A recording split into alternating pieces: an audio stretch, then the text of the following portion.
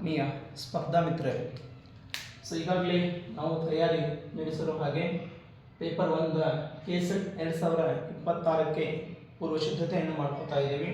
ಅದರ ಹಾಗೆ ನಿನ್ನೆ ದಿವಸ ಪೇಪರ್ 1ನಲ್ಲಿರುವಂತಹ ಒಟ್ಟು ಚಾಪ್ಟರ್ ಸಂಖ್ಯೆಗಳನ್ನು ನೋಡಿದೆವು, 10 ಚಾಪ್ಟರ್ಗಳು ಮತ್ತು ಅದರ ಹೆಸರು ಏನಿದೆ ಅಂತೇಳಿ. ಈಗ ಒಂದೊಂದು ಅಧ್ಯಾಯದಲ್ಲಿ ಮತ್ತೆ ಎಷ್ಟೆಷ್ಟು ಅಂಶಗಳನ್ನು ಏನೇನು ಓದಬೇಕು ಅಂತೇಳಿ ಸಬ್ ಟಾಪಿಕ್ ಅಂತೇಳಿ ಕರಿತೀವಿ. ಹಾಗಾಗಿ ಒಂದನೇ ಯೂನಿಟ್ ಏನಿದೆ ಅಂತಂದ್ರೆ ಟೀಚಿಂಗ್ ಆಪ್ಟಿಟ್ಯೂಡ್ ಅಂತೇಳಿ, ಬೋಧನಾ ಸಾಮರ್ಥ್ಯ ಅಂತೇಳಿ. ಈ ಬೋಧನಾ ಸಾಮರ್ಥ್ಯದಲ್ಲಿ ಮತ್ತೆ ಸಬ್ ಪಾಯಿಂಟ್ಸ್ ಆಗಿ ನಾವು ಏನು ಓದಬೇಕು ಅಥವಾ ಯಾವುದನ್ನು ಪಾಯಿಂಟ್ಸ್ ಮಾಡ್ಕೋಬೇಕು ಅಂತೇಳಿ.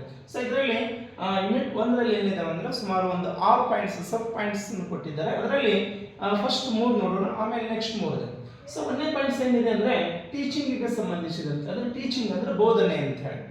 ಹಾಗಾದ್ರೆ ಏನಿದೆ ಕಾನ್ಸೆಪ್ಟ್ ಆಫ್ ಟೀಚಿಂಗ್ ಅಂತ ಹೇಳಿ ಕರಿತೀವಿ, ಅಂದ್ರೆ ಬೋಧನೆಯ ಕಲ್ಪನೆ ಅಂತ ಹೇಳಿ. ಅಂದ್ರೆ ಬೋಧನೆಯ ಬಗ್ಗೆ ಈಗಾಗಲೇ ಹಲವಾರು ಶಿಕ್ಷಣ ತಜ್ಞರು ಹೇಳಿರುವಂತಹ ವಾಕ್ಯಗಳಾಗಿರ್ಬೋದು, ಅದು ಗಾಂಧೀಜಿ ಆಗಿರ್ಬೋದು, ಡಾಕ್ಟರ್ BR ಅಂಬೇಡ್ಕರ್ ಆಗಿರ್ಬೋದು, ಅರಿಸ್ಟಾಟಲ್ ಆಗಿರ್ಬೋದು, ಪ್ಲೇಟೋ ಆಗಿರ್ಬೋದು, APJ ಅಬ್ದುಲ್ ಕಲಾಂ ಅಂತ ಆಗಿರ್ಬೋದು, ಪ್ರೋಬೆಲ್ ಆಗಿರ್ಬೋದು, ಜಾನ್ ಡ್ಯೂಯಿ ಆಗಿರ್ಬೋದು, ಹೀಗೆ ಬೋಧನೆಯ ಕುರಿತು ಕೊಟ್ಟಿರುವಂತಹ ಹಲವಾರು ಶ್ರೇಷ್ಠ ವ್ಯಾಖ್ಯಾನಗಳನ್ನು ಕೂಡ ಏನಾಗ್ತದೆ ಅಂದ್ರೆ ನೇರವಾದಂತಹ ವ್ಯಾಖ್ಯಾನ ಹೇಳಿಕೆಗಳನ್ನು ಕೊಟ್ಟು ಈ ಹೇಳಿಕೆಯನ್ನು ಯಾರು ಹೇಳಿದವರು ಅಂತ ಹೇಳಿ ಏನಾಗ್ತದೆ ಕೇಳ್ತಾರೆ. ಹೀಗಾಗಿ ಬೋಧನೆಗೆ ಸಂಬಂಧಿಸಿದಂತಹ ಕೆಲವೊಂದು ಡೆಫಿನಿಷನ್ಗಳಂತೇಳಿ.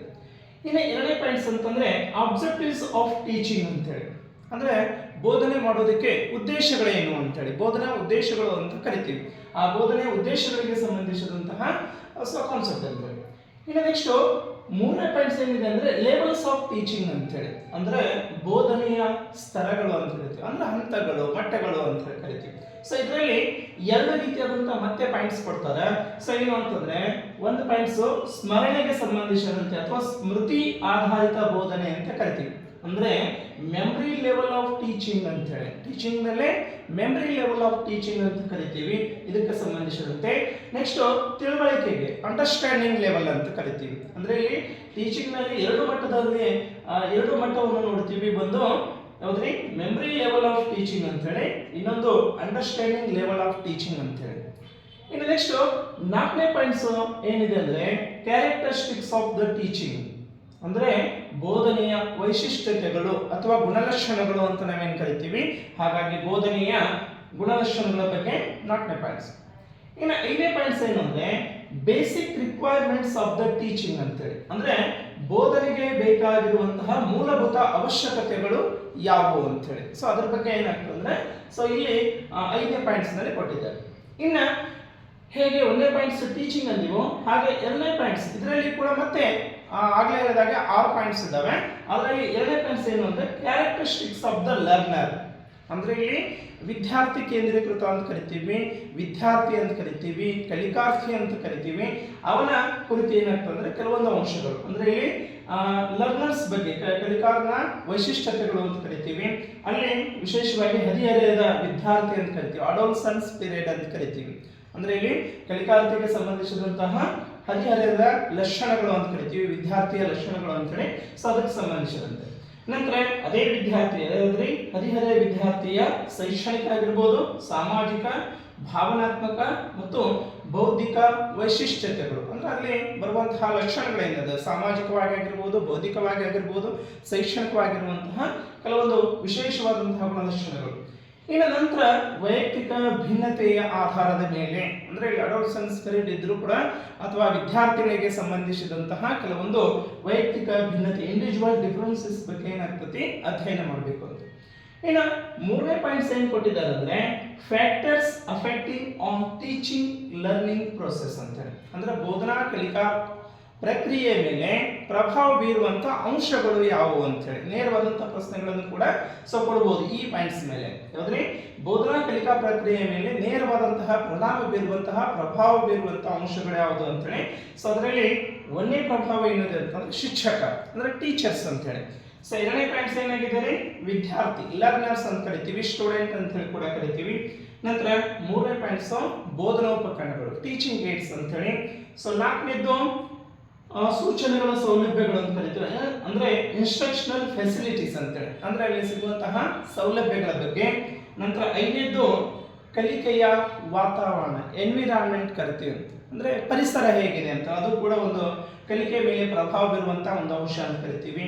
ನಂತರ 6ನೇ ಅಂಶ ಏನು ಅಂದರೆ ಶೈಕ್ಷಣಿಕ ಸಂಸ್ಥೆ, ಅಂದರೆ ಕಲಿಸುವಂತಹ ಶಿಕ್ಷಣ ಸಂಸ್ಥೆ ಅಂತ ಕರಿತೀವಿ, ಇನ್ಸ್ಟಿಟ್ಯೂಷನ್ ಅಂತ ಕರಿತೀವಿ.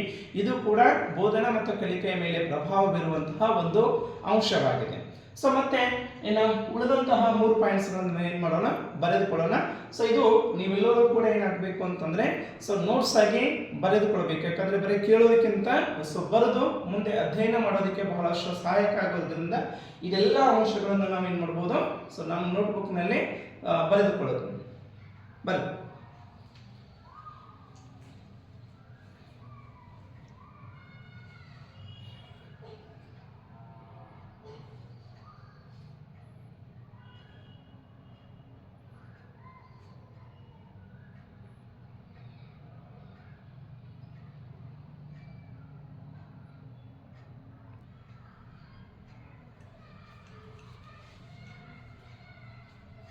ಹಾಂ 4ನೇ ಪಾಯಿಂಟ್ಸ್ ನೋಡಿ. ಸೊ 1ನೇ ಚಾಪ್ಟರ್ನಲ್ಲಿ 4ನೇ ಪಾಯಿಂಟ್ಸ್ ಏನಿದೆ ಅಂತಂದರೆ ಮೆಥಡ್ಸ್ ಆಫ್ ಟೀಚಿಂಗ್ ಅಂತೇಳಿ, ಅಂದರೆ ಬೋಧನೆಯ ಪದ್ಧತಿಗಳು, ಬೋಧನಾ ಪದ್ಧತಿಗಳು ಅಂತ ಹೇಳಿ ಕರಿತೀವಿ. ಇಲ್ಲಿ 2 ರೀತಿಯಾದಂತಹ ಬೋಧನಾ ಪದ್ಧತಿಗಳು, ಒಂದು ಶಿಕ್ಷಕರ ಕೇಂದ್ರೀಕೃತ ಬೋಧನಾ ಪದ್ಧತಿಗಳು, ಇನ್ನೊಂದು ವಿದ್ಯಾರ್ಥಿ ಕೇಂದ್ರೀಕೃತ ಬೋಧನಾ ಪದ್ಧತಿಗಳು ಅಂತೇಳಿ 2 ರೀತಿಯಾದಂತಹ ಬೋಧನಾ ಪದ್ಧತಿಗಳು ಬರ್ತೈತಿ. ಸೊ ಇಲ್ಲಿ ಲರ್ನರ್ ಸೆಂಟರ್ ಮತ್ತು ಟೀಚರ್ ಸೆಂಟರ್ ಅಂತ ಹೇಳಿ ಹೇಳೋದು. ಇನ್ನೊಂದು ಏನಿದೆ ಅಂದರೆ ಆಫ್ಲೈನ್ ಮತ್ತು ಆನ್ಲೈನ್ ಮೆಥಡ್ಸ್ ಅಂತ ಹೇಳಿ. ಸೊ ಕೆಲವೊಂದು ಆಫ್ಲೈನ್ ಅಂದರೆ ವರ್ಗಕೋಣೆಯಲ್ಲಿ ಇರುವಂತಹ ಬೋಧನಾ ಪದ್ಧತಿಗಳು, ಇನ್ನೊಂದು ಆನ್ಲೈನ್ನಲ್ಲಿ ತೆಗೆದುಕೊಳ್ಳುವಂತಹ ಬೋಧನಾ ಪದ್ಧತಿಗಳು. ಅದರಲ್ಲಿ ಕೂಡ ಏನಾಗಿದೆ ಅಂತಂದರೆ ಕೆಲವೊಂದು ಹೆಸರನ್ನು ಕೊಟ್ಟಿದ್ದಾರೆ. ಏನು ಅಂತಂದರೆ ಸ್ವಯಂ ಅಂತ ಹೇಳಿ, ಸೊ ಇದನ್ನು ಕೂಡ ಆನ್ಲೈನ್ನಲ್ಲಿ ಸೊ ಸ್ವಯಂ ಪ್ರಭಾ ಅಂತೇಳಿ, ನಂತರ ಮೂಕ್ ವ್ಯವಸ್ಥೆ ಅಂತ ಹೇಳಿ, ಮೂಕ್ ಇವೆಲ್ಲವೂ ಕೂಡ ಆನ್ಲೈನ್ನಲ್ಲಿ ಬೋಧನೆ ಮಾಡ್ತಿರುವಂತಹ ಪದ್ಧತಿಗಳು. ಸೊ ಇದ್ರ ಬಗ್ಗೆ ಮತ್ತೆ ಮುಂದಿನ ವಿಡಿಯೋದಲ್ಲಿ ತಿಳಿದುಕೊಳ್ಳೋದು, ಸ್ವಯಂ ಅಂದ್ರೆ ಏನು, ಸ್ವಯಂ ಪ್ರಭಾ ಮತ್ತು ಮೂಕ್ ವಿಧಾನದ ಬಗ್ಗೆ ತಿಳಿದುಕೊಳ್ಳೋದು. ಇನ್ನು ನೆಕ್ಸ್ಟ್ 5ನೇ ಪಾಯಿಂಟ್ಸ್ ಏನಿದೆ ಅಂದರೆ ಟೀಚಿಂಗ್ ಸಪೋರ್ಟ್ ಸಿಸ್ಟಮ್ ಅಂತ ಹೇಳಿ, ಅಂದರೆ ಬೋಧನೆಗೆ ಸಹಾಯ ಅಥವಾ ಬೆಂಬಲದ ವ್ಯವಸ್ಥೆ ಅಂತ ಹೇಳಿ 2 ರೀತಿಯಾದಂತಹ ವ್ಯವಸ್ಥೆ ಇದಾವೆ. ಒಂದು ಹಳೆಯ ವ್ಯವಸ್ಥೆ ಅಂತ ಕರಿತೀವಿ, ಅಂದರೆ ಬೋಧನೆಗೆ ಸಂಬಂಧಿಸಿದಂತಹ ಪಾರಂಪರಿಕವಾಗಿರುವಂತಹ ಹಳೆಯ ಪದ್ಧತಿಯಿಂದ ಬಂದಂತಹ ಒಂದು ಬೋಧನಾ ವ್ಯವಸ್ಥೆ, ಮತ್ತು ಈಗ ಬಂದಿರುವಂತಹ ಅಂದ್ರೆ ಆಧುನಿಕತೆಯಲ್ಲಿ ಅಂತ ಕರಿತೀವಿ. ಕೆಲವೊಂದು ಆನ್ಲೈನ್ ಆಗಿರ್ಬೋದು, ICTಗೆ ಸಂಬಂಧಿಸಿದಂತಹ ಕೆಲವೊಂದು ಬೋಧನಾ ಆಧಾರಿತಗಳು ಅಂತ ಕರಿತೀವಿ. ಇದನ್ನು ಕೂಡ ಸ್ವಲ್ಪ ಮುಖ್ಯ ಇದೆ. ನಂತರ ಲಾಸ್ಟ್ ಪಾಯಿಂಟ್ಸ್ ಅಂತಂದ್ರೆ ಯಾವುದೇ ಒಂದು ಬೋಧನೆ ಮಾಡಿದೀವಿ ಅಂದ್ರೆ ಅದಕ್ಕೆ ನಾವು ಕ್ರೆಡಿಟ್ ಕೊಡಲೇಬೇಕು ಅಂತ ಹೇಳಿ. ಸೊ ಹಾಗಾಗಿ ಇವ್ಯಾಲ್ಯೂಯೇಷನ್ ಅಂತ ಕರಿತೀವಿ, ಮೌಲ್ಯಮಾಪನ ಅಂತ ಹೇಳಿ, ಬೋಧನೆಯ ಮೌಲ್ಯಮಾಪನ ಅಂತ ಹೇಳಿ ಕರಿತೀವಿ. ಸೊ ಇದರಲ್ಲಿ ಮತ್ತೆ 3 ಪಾಯಿಂಟ್ಸ್ ಕೊಡ್ತಾನೆ. ಬೋಧನೆಯ ಮೌಲ್ಯಮಾಪನದಲ್ಲಿ ಏನಿದೆ, ಎಲಿಮೆಂಟ್ಸ್ ಆಫ್ ಇವ್ಯಾಲ್ಯೂಯೇಷನ್ ಅಂತ ಹೇಳಿ, ಮೌಲ್ಯಮಾಪನದ ಪ್ರಮುಖ ಅಂಶಗಳು ಯಾವುವು ಅಂತ ಹೇಳಿ. ನಂತರ 2ನೇದು ಟೈಪ್ಸ್ ಆಫ್ ದ ಇವ್ಯಾಲ್ಯೂಯೇಷನ್ ಅಂತ ಹೇಳಿ ಕರಿತೀವಿ, ಮೌಲ್ಯಮಾಪನದ ಪ್ರಕಾರಗಳು, ಎಷ್ಟು ಪ್ರಕಾರಗಳು ಅಂತ ಹೇಳಿ ಕರಿತೀವಿ.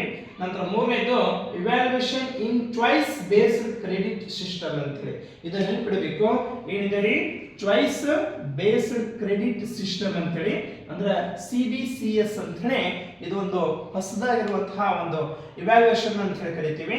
ಇನ್ನ ಹೈಯರ್ ಎಜುಕೇಶನ್ ಅಂದರೆ ಉನ್ನತ ಶಿಕ್ಷಣ ವ್ಯವಸ್ಥೆಯಲ್ಲಿ CBCS ನ ಮೌಲ್ಯಮಾಪನ ವ್ಯವಸ್ಥೆ ಕುರಿತು ಏನಾಗಿದೆ ಸೊ ಕೇಳ್ತಾರೆ. ಅಂದ್ರೆ ಇಷ್ಟು ಪಾಯಿಂಟ್ಸ್ ಈಗ ಆಧಾರವಾಗಿ ನಾವೇನ್ ಮಾಡಬಹುದು ಅಂದ್ರೆ ಟೀಚಿಂಗ್ ಆಪ್ಟಿಟ್ಯೂಡ್ ಅಂತ ಅಂದ್ರೆ ಫಸ್ಟ್ನೇ ನಾವು ಬೋಧನಾ ಸಾಮರ್ಥ್ಯಕ್ಕೆ ಸಂಬಂಧಿಸಿದಂತ 1ನೇ ಚಾಪ್ಟರ್ಗೆ ಸಂಬಂಧಿಸಿದ ನಾವು ನೋಟ್ಸ್ ಅನ್ನು ತಯಾರು ಮಾಡ್ಕೋಬಹುದು.